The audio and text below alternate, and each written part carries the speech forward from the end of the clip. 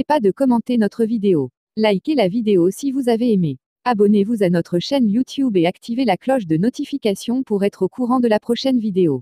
Coffin Dance, la danse des porteurs ghanéens de cercueil fait le tour du monde. Au Ghana, ces danseurs animent les enterrements. En pleine pandémie de coronavirus, ils sont devenus un slogan mondial, explique le Washington Post.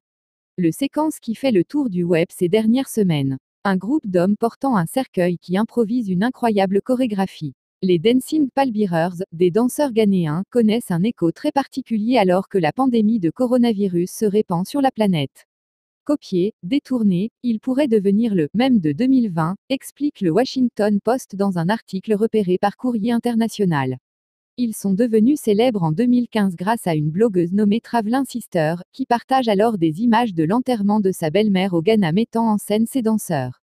2 ans plus tard, la BBC diffuse un reportage sur ce groupe surprenant.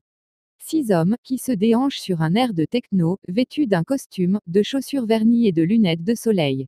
Au Ghana, ils sont embauchés par les familles pour faire des funérailles une fête. Mais, à l'heure du coronavirus, ils sont désormais repris en boucle sur Twitter, Instagram ou encore TikTok. Le concept est toujours le même, peu importe le réseau social. Un homme ou une femme frôle l'accident, puis les danseurs apparaissent sur la musique Astronomia de Tony GY. Un contraste visuel qui fait mouche auprès des internautes et aide à populariser le concept de Coffin Dance, la danse du cercueil en français.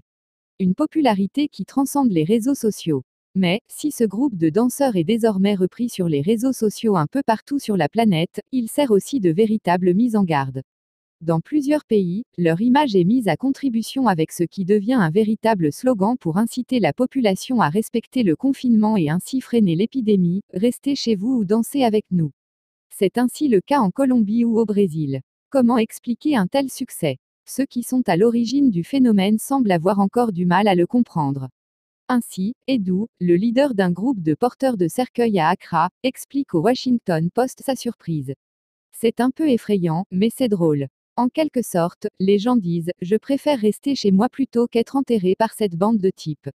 Dans les colonnes du journal espagnol El País, Emmanuel Aguieman y voit une célébration de la mort, un phénomène normal au Ghana, mais plus surprenant en Europe. C'est normal que cela plaise aux gens, mais ce que je ne comprends pas, c'est comment ces vidéos ont pu devenir tellement célèbres en Europe.